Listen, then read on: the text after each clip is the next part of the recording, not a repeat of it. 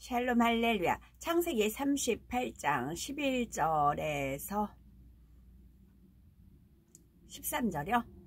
유다가 그의 며느리 다말에게 이르되 수절하고 네 아버지 집에 있어 내 아들 셀라가 장성하기를 기다리라 하니 셀라도 그 형들 같이 죽을까 염려함이라. 다말이 가서 그의 아버지 집에 있으니라. 얼마 후에 유다의 아내 수아의 딸이 죽은지라. 유다가 위로를 받은 후에 그의 친구 아둘람 사람 히라와 함께 딥나로 올라가서 자기의 양털 깎는 자에게 이르렀더니 어떤 사람이 다말에게 말하되 네 시아버지가 자기의 양털을 깎으려고 딥나에 올라왔다 한지라. 창세기 38장 전체의 줄거리를 살폈고요. 야곱에 이어 요셉의 일대기가 나오던 중에 38장에서는 갑자기 요셉의 이야기가 중단되고 야곱의 넷째 아들 유다의 가정사가 서술되고 있지요. 그렇다면 여기서 왜 갑자기 유다 집안의 복잡하고 불행한 가정사가 성경에 기록되고 있는 것일까요? 그 안에서 각 사람들의 마음을 통해 영적인 교훈을 얻게 하시려는 이유도 있지만 그보다 더 큰 이유는 인간 경작에 대한 하나님의 섭리와 관련하여서 깨닫게 하시려는 바가 있기 때문입니다. 바로 인간 경작의 섭리를 이루심에 있어서 하나님께서는 온전한 사랑과 공의 가운데 하나님의 목적에 맞는 자들을 택하여 사용하시며 완벽하게 그 섭리를 이루어내신다는 사실입니다. 전지전능하신 하나님께서는 어느 시대에 어떤 사람이 태어날 것을 아시며 이러한 예지하심 속에서 하나님의 계획하신 바를 온전히 이루어 가시죠. 선한 사람을 들어 선한 도구로 쓰실 뿐만 아니라 악한 사람이 어떻게 나와질 것도 아시기 때문에 그런 것까지 고려하셔서 결국은 하나님의 섭리가 이루어지도록 하신다는 말입니다. 그런데 이때 하나님께서 각 사람의 역할을 정해서 너는 선한 도구로 쓰임받아라 혹은 너는 악하게 쓰임받아라 하시는 것이 아니라 했습니다. 하나님께서는 모든 사람에게 기회를 열어주시지만 사람 편에서 자유의지 가운데 자신의 길을 택해 가는 것입니다. 하나님께서는 모든 과정과 결과를 아심으로 그에 맞춰 모든 것을 섭리해 두시고 또한 각 사람의 그릇에 맞게 사용하실 뿐이지요. 그러니 사람 편에서 나는 원래부터 이런 그릇으로 태어났기 때문에 이렇게밖에 될 수 없다 하며 불평할 수 있는 것이 아닙니다. 이는 이 땅에 구세주로 오신 예수님의 계보가 어떤 사람을 통해 이어졌는지를 보아도 알 수 있지요. 인간 경작의 섭리를 완성하기 위해서는 구세주 예수님께서 사람으로 이 땅에 오셔야 했기에 하나님께서는 예수님께서 태어날 배경을 미리부터 예비하셨습니다. 그래서 아브라함, 이삭, 야곱으로 이어지는 계보를 통해 선민 이스라엘 민족을 이루어 가셨지요. 그런데 야곱에게 다음 때로 이어지는 계보가 야곱의 아들들 중에 가장 선하고 합한 요셉을 통해 이어진 것이 아니라는 사실입니다. 바로 유다를 통해 계보가 이어지면서 예수님께서는 유다 지파에서 탄생하셨지요. 오직 아브라함의 씨로서 얻은 아들 이삭을 통해 계보를 이루셨고 야곱과 에서 중에 야곱을 택하신 하나님께서 당연히 요셉과 같은 선한 중심을 가진 사람을 통해 계보를 이루셔야 할 것 같은데 그렇게 하지 않으셨다는 것입니다.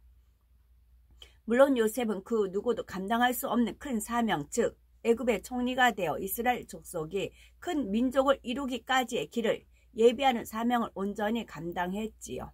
이는 야곱의 12 아들들 중에 오직 요한의 선한 마음과 그릇됨을 통해서만 이룰 수 있는 사명이었습니다. 대신 예수님의 계보를 잇는 것은 야곱의 아들들 중에 유다를 통해 이루어지지요. 그런데 유다 이후의 후손들을 보아도 그 마음과 중심이 천차만별입니다. 같은 부모에게서 난 형제들이라 해도 마음과 중심과 그릇이 다 각각이지요. 선한 사람도 있고 악한 사람도 있으며 하나님의 사랑을 받는 사람도 있고 하나님의 진노를 사서 저주받은 사람도 있습니다. 부모가 선하지만 자녀는 조상의 악한 길을 타고날 수도 있고 반대로 악한 부모에게서 난 자녀가 그 조상의 선한 길을 타고 태어나기도 하지요. 또한 태어나서 자신을 만들어가는 것에 따라서도 결과가 달라지는 것입니다. 이렇게 선과 악이 공존하며 교차되는 세상에서 하나님께서는 모든 것을 아심으로 그 무수한 인생들 중에서도 그때그때마다 비교적 선한 사람들과 합당한 사람들을 선택하여 구세주의 계보를 이어가신 것입니다. 유다를 놓고 볼 때 아브라함이나 이삭, 야곱과 비교해 보면 계보를 잇기에 너무나 부족한 사람입니다. 그러나 야곱의 아들들 중에서는 요셉을 제외하고는 그나마 나은 마음을 가졌지요. 요셉의 아들들이 요셉을 죽이려고 할 때 유다는 그를 죽이지는 말자고 제안했습니다. 유다는 자신의 허물을 깨달았을 때 그것을 숨기거나 모면해 보려 오늘 본문에서도 창세기 38장 본문에서도 유다는 자신의 허물을 깨달았을 때 그것을 숨기거나 모면해 보려 하지 않았죠. 26절에 유다가 그것들을 알아보고 가로되 그는 나보다 옳도다. 내가 그를 내 아들 셀라에게 주지 아니하였음이로다 하며 모든 것이 자신의 잘못에서 비롯된 것임을 시인합니다. 타고난 중심이나 그릇이 탁월하다고 할 수 없고 마음의 악도 많이 있었지만 나름대로 사람의 도리를 쫓고자 하는 일말의 선한 마음이 있었던 것이죠.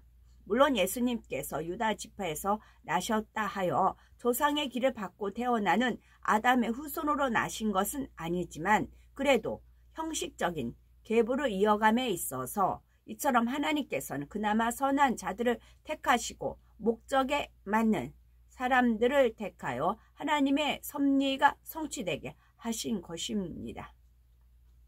이는 오늘날도 마찬가지입니다. 하나님께서는 오늘날과 같이 혼탁한 세상 속에서도 이 성결의 말씀을 듣고 하나님 앞에 나올 수 있는 사람들을 찾으십니다. 그리고 그런 사람들을 통해 마지막 때에 하나님의 섭리를 이루시고자 계획해 놓으시지요. 그래서 우리 각자의 중심과 그릇에 따라 하나님께서는 정확하게 들어 쓰시는데 이때 우리 스스로가 나는 이렇게 작은 그릇을 타고났으니까 내 중심은 이것밖에 안 되니까 하면서 자신의 한계를 정해버려서는 안 된다는 사실입니다. 우리가 얼마나 아버지 앞에서 선을 이루고자 달려왔는지 또 선한 도구가 되기 위해 노력했는지가 이것이 중요합니다. 그것에 따라 우리도 얼마든지 아버지 하나님의 섭리 안에서 선한 도구로 귀하게 쓰임받을 수가 있는 것입니다.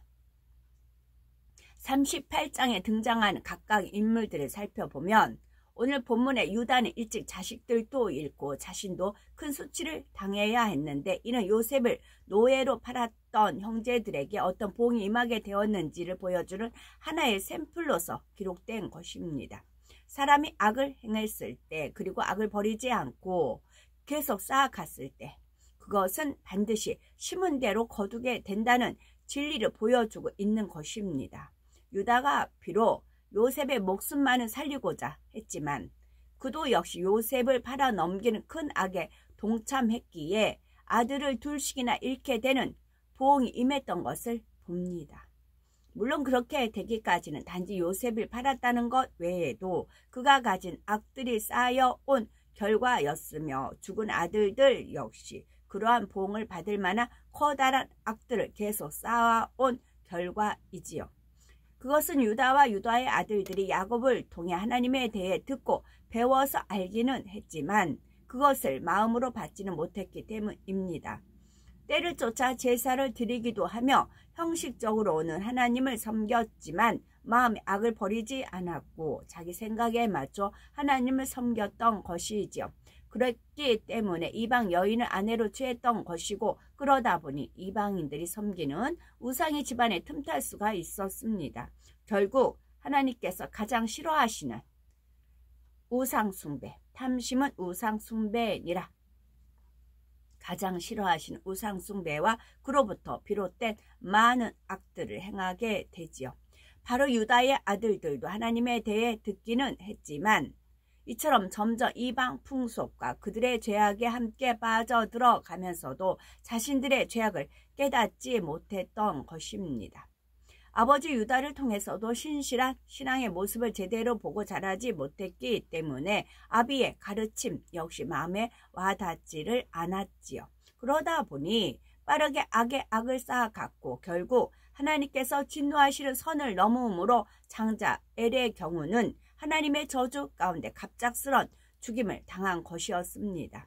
오늘날도 하나님을 믿는다 하는 사람 중에 유다나 그 아들들처럼 살아가는 사람들이 많죠. 세상 사람과 똑같이 돈을 사랑하고 남을 속이며 거짓말하고 간음하며 미워하고 우상을 섬기면서 하나님의 계명은 마치 액자 속에 걸어놓은 장식품처럼 생각하고 있지요. 아무리 주일날 예배에 나가고 교회에서 많은 활동을 한다 해도 세상에 나가서는 세상 사람들과 똑같이 죄악의 낙을 누리며 산다면 이는 하나님을 믿는다고 말할 수 없습니다. 마음으로 하나님을 경외하며 하나님의 계명에 순종할 때라야 그것이 곧 하나님을 믿는 것이며 구원받은 천국 백성이 될 수 있다는 사실입니다. 성경에는 이러한 사실을 수없이 강조합니다. 잠언 8장 13절에 여호와를 경외하는 것은 악을 미워하는 것이라 했고 요한복음 14장 15절 너희가 나를 사랑하며 나의 계명을 지키리라 하셨지요. 요한일서 2장 3절에서 4절에는 우리가 그의 계명을 지키면 이로써 우리가 저를 아는 줄로 알 것이요 저를 아노라 하고 그의 계명을 지키지 아니하는 자는 거짓말하는 자요 진리가 그 속에 있지 아니하되 했습니다. 하나님을 지극히 경외하였던 다윗조차도 그가 잠시 진리를 떠나 죄 가운데 빠졌을 때 하나님께서 무엇라 하시는지요? 사무엘하 12장 10절에 이제 네가 나를 없인 여겼고 햇사람 우리아의 철을 빼앗아 네 철을 삼았은즉 칼이 네 집에 영영이 떠나지 아니하리라 했습니다. 하나님께서는 범죄한 다윗에게 네가 나를 없인 여겼다 라고 말씀하셨죠. 다윗은 평생 동안 마음을 다해 하나님을 섬겨왔고 하나님을 사랑하며 경외해 왔다고 했지만 이런 다윗도 범죄했을 때는 하나님을 없인 여겼다 하신 것입니다. 물론 다윗은 즉시로 하나님 앞에 철저히 회개하고 돌이킴으로 다시 은총을 회복할 수 있었습니다. 하지만 우리는 이런 말씀을 들을 때 결코 흘러버리지 않아야 됩니다. 아무리 사람 편에서 하나님을 믿는다 하고 사랑한다고 말할지라도 하나님의 계명을 어기고 악을 행할 때는 하나님께서 너는 나를 없인 여겼다 말씀하시죠. 그러므로 우리가 정녕 하나님께 은혜를 입고 하나님 안에 거하기를 원한다면 반드시 그의 계명들을 지키며 악에서 떠나야 함을 기억하셔야 되겠습니다. 다음으로 우리는 유다와 그 아들들을 통해 깨달아야 할 점은 진리를 가르치는 입장에 있는 사람이 자신을 행하지 않으면서 가르치기만 할 때는 그 가르침을 받는 사람에게 생명을 심어줄 수가 없다는 것입니다. 비록 진리를 유창하게 말한다 해도 자신이 그 말씀대로 행하지 않으면 그 말에는 영적인 권세가 따르지 않기 때문에 상대의 심령을 변화시킬 수 있는 힘이 없습니다. 물론 듣는 사람의 입장에서는 상대의 말이 진리라면 어린 소자의 말이라도 듣고 순종해서 행해야 합니다. 자기는 행하지도 않으면서 하며 흘려버려서는 안 되지요. 마태복음 23장 3절에 보면 예수님께서도 외식하는 서기관과 바리새인들에 대해 말씀하시기를 그러므로 무엇이든지 저희의 말하는 바는 행하고 지키되 저희의 하는 행위는 본받지 말라. 저희는 말만 하고 행치 아니하며 하셨습니다. 이와 더불어 말씀을 가르치는 사람에 대해서도 마태복음 5장 19절에 그러므로 누구든지 이 계명 중에 지극히 작은 것 하나라도 버리고 또 그같이 사람을 가르치는 자는 천국에서 지극히 작다 일컬음을 받을 것이요 누구든지 이를 행하며 가르치는 자는 천국에서 크다 일컬음을 받으리라 하셨죠. 가르치는 사람 자신이 행하면서 말씀을 가르칠 때만이 그 말씀 자체가 검이 되어 상대의 혼과 영과 및 관절, 골수를 찔러 쪼개어 변화시키는 힘을 발휘합니다. 원수마귀 사단이 감시를 한다고요. 말씀을 지켰느냐 안 지켰느냐 가르치는 사람이. 그래서 가르침 받는 사람들의 문제가 해결되고 악한 심령도 깨어지고 회개하여 돌이켜서 결국 많은 영혼을 구원으로 인도하게 되지요. 그러니 이런 사람은 장차 천국에서 크다 일컬음을 받게 되는 것입니다. 그러므로 우리가 자녀를 교육할 때는 물론이고 주일학교 교사든 기관장이든 구역장이든 아무리 작은 사명을 맡았다 할지라도 자신이 먼저 진리대로 행하면서 가르칠 때라야 맡은 영혼들을 진리로 인도할 수가 있습니다.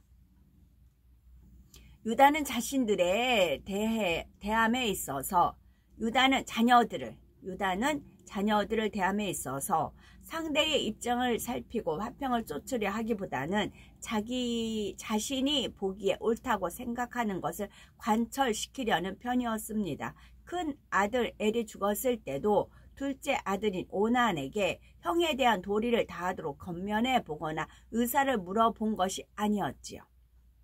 물론 당시의 관습이 그렇기는 했지만 유다는 아들 오난에게 일방적인 지시를 했습니다. 그런데 이러한 유다의 행동 뒤에는 그가 자라온 환경 가운데서 받은 피해 의식과 장자에 대한 강한 집착이 깔려 있었지요. 유다는 아버지 야곱이 장남인 누벤이나 다른 장성한 아들들을 제쳐두고 어린 요셉을 편애하여 그에게 장자권까지 물려주려 했던 것을 보았습니다. 이러한 아버지에 대한 불만이 유다에게는 마음 깊이 박혀 있었기에 반드시 장자를 통해 대를 잇게 하려는 마음이 더 강하게 자리 잡게 되었던 것이죠. 그래서 장자 엘이 죽었을 때도 둘째 아들의 의사와는 상관없이 둘째 아들로 하여금 형수를 취하여 대신 장자 엘의 대를 잇고자 하려는 마음뿐이었습니다. 그러다 보니 이런 마음이 둘째 오난에게는 오히려 일방적으로 억누르는 듯한 독단적인 행동으로 나오고 말았던 것입니다. 그러니 둘째 아들 오난도 이런 아버지의 뜻에 고분고분 순종해 준 것이 아니라 반발하는 마음과 함께 자기 욕심과 악을 쫓아 행동하고 말았지요. 아버지의 명령에 못 이겨 형수와 동침하기는 했지만 형수 다말이 형의 대를 이을 아들을 잉태하지 못하도록 속임수로 쓰고 말았습니다. 물론 이렇게 한 데에는 형의 후사가 없게 되면 결국 자신에게 장자권이 넘어오리라는 계산이 있었지요. 그렇지 않아도 오난은 형인 엘과 마찬가지로 이미 하나님 앞에 악의 악을 쌓아왔던 사람입니다. 그런 오난이 이처럼 아버지의 뜻을 무시하고 형에 대한 도리마저도 저버리게 되자 그는 형과 마찬가지로 하나님께 저주를 받아 그 자리에서 생명이 끊어져 버리게 되죠. 유다와 오난, 이 두 사람의 잘잘못을 따지자면 사실 두 사람 모두 잘못이 있습니다.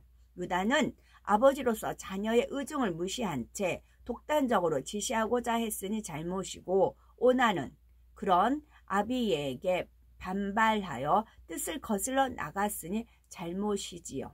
그러나 이런 상황에서 굳이 잘못의 경중을 따지자면 아들 오난의 잘못이 더 크다는 사실입니다. 유다는 가정의 머리라는 입장에서 가정의 질서를 바로 세워가고자 하는 의도에서 그렇게 했던 것이지 다른 어떤 악한 뜻이 있었던 것은 아니죠. 방법에 문제가 있기는 했지만 유다 자신의 유익이나 욕심을 쫓아 그렇게 했던 것이 아니라는 말입니다. 반면에 오나는 아버지에 대한 불만과 자신이 장자권을 차지하려는 욕심으로 인해 노골적으로 아버지의 뜻을 거역하고 자기 뜻대로 악을 행해 나갔지요. 오난이 만약 조금만이라도 아버지의 마음을 선으로 이해하려 했다면 최소한 죽음이라는 저주만은 모면할 수 있었을 텐데 오난에게는 그만한 선조차도 없었던 것입니다. 그런데 이처럼 윗사람과 아랫사람 사이에서 가치관이나 의견의 차이로 인해 생길 수 있는 충돌은 오늘날에도 얼마든지 있지요. 어떤 부서에 머리된 사람이 하나님의 일을 이룸에 있어서 늘 지시하고 명령하고 독단적으로 행동하는 편이라고 합시다. 예를 들면 더 나은 방법이나 의견이 있을 때도 다른 사람의 의견을 무시하고 본인이 옳다고 생각하는 입장대로만 관철시켜 나가는 것이죠. 그러면 아랫사람도 진리를 들어서 알기 때문에 윗분의 이러한 모습이 걸림이 됩니다.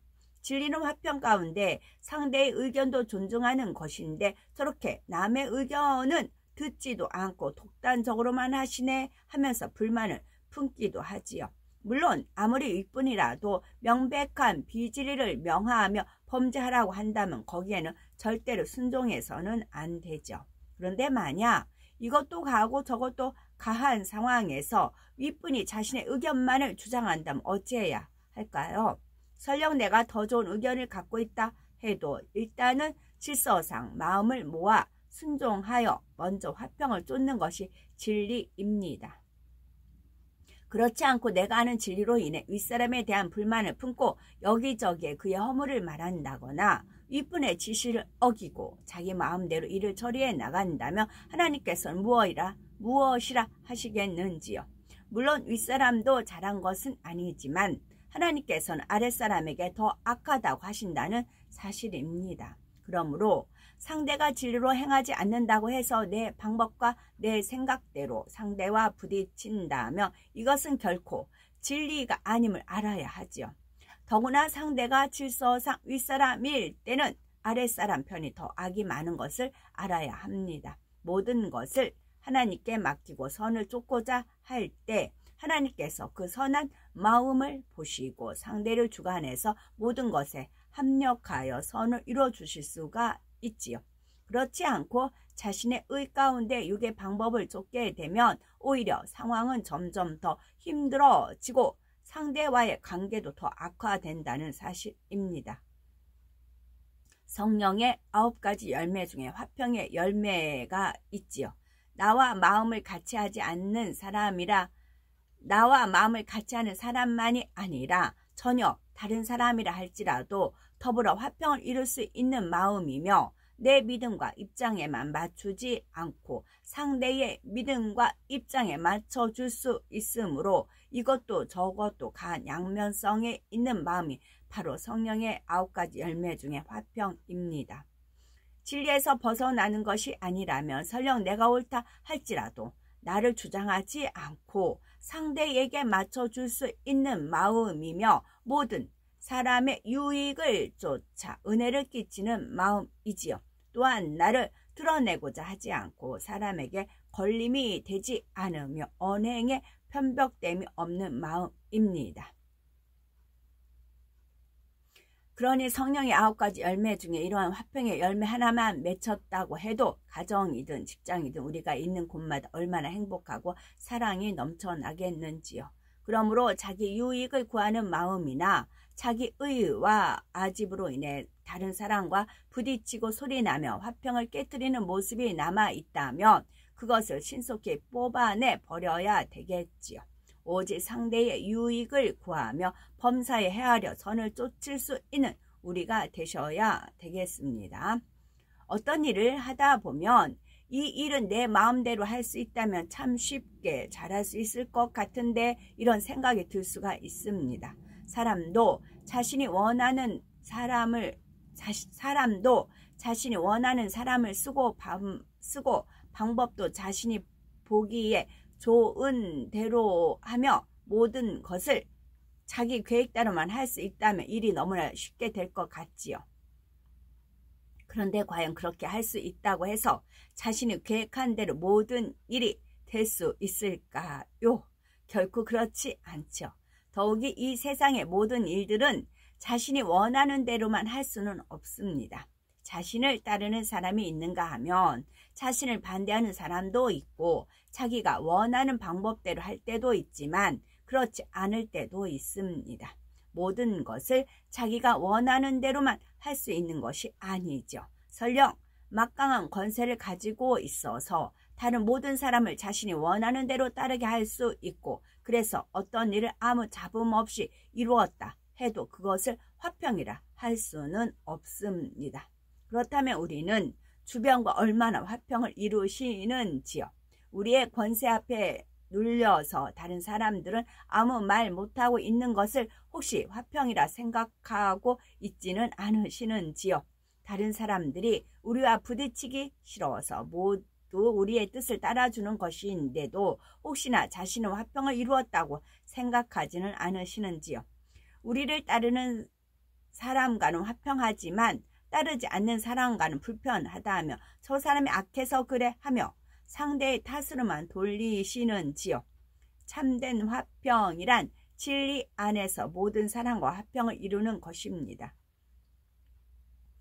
그리고 화평은 내 의와 틀을 비롯하여 자기가 철저히 깨어졌을 때 이룰 수가 있지요. 그러므로 우리는 나는 날마다 죽노라 하는 사도 바울의 고백같이 날마다 죽어져서 모든 사람과 더불어 화평을 이룰 수 있는 아버지 하나님의 참된 아들, 딸이 되셔야 되겠습니다.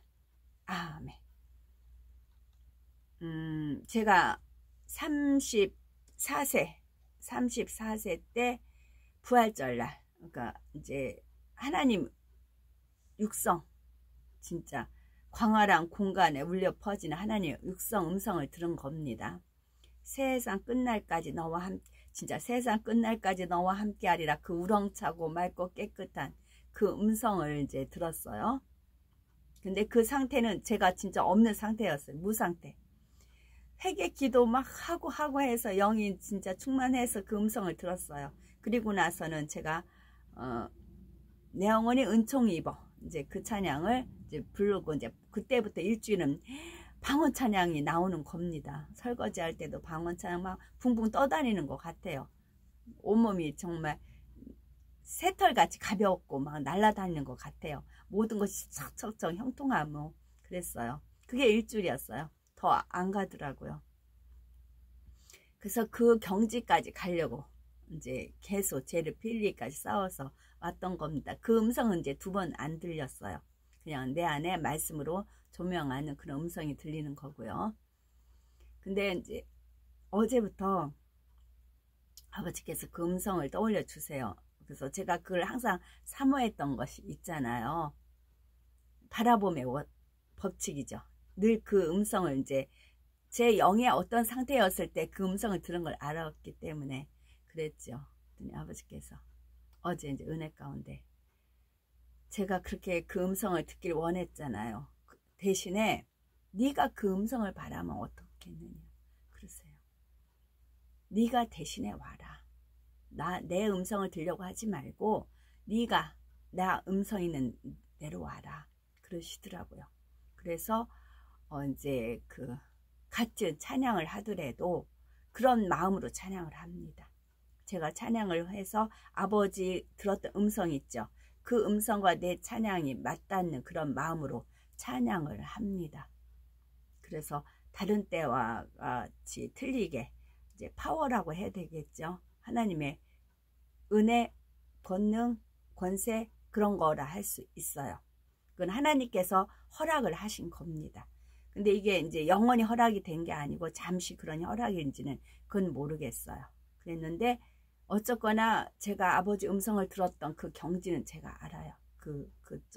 그거는 좀 잊지 않고 늘 그 음성은 너무 행복했거든요. 진짜 아버지가 계시네요. 진짜 아버지가 살아 계시네요. 그랬거든요. 그랬더니 이제는 네가 그 음성을 바라라. 이제 그러시더라고요. 지금 이제 그런 은혜를 주셨죠. 아멘.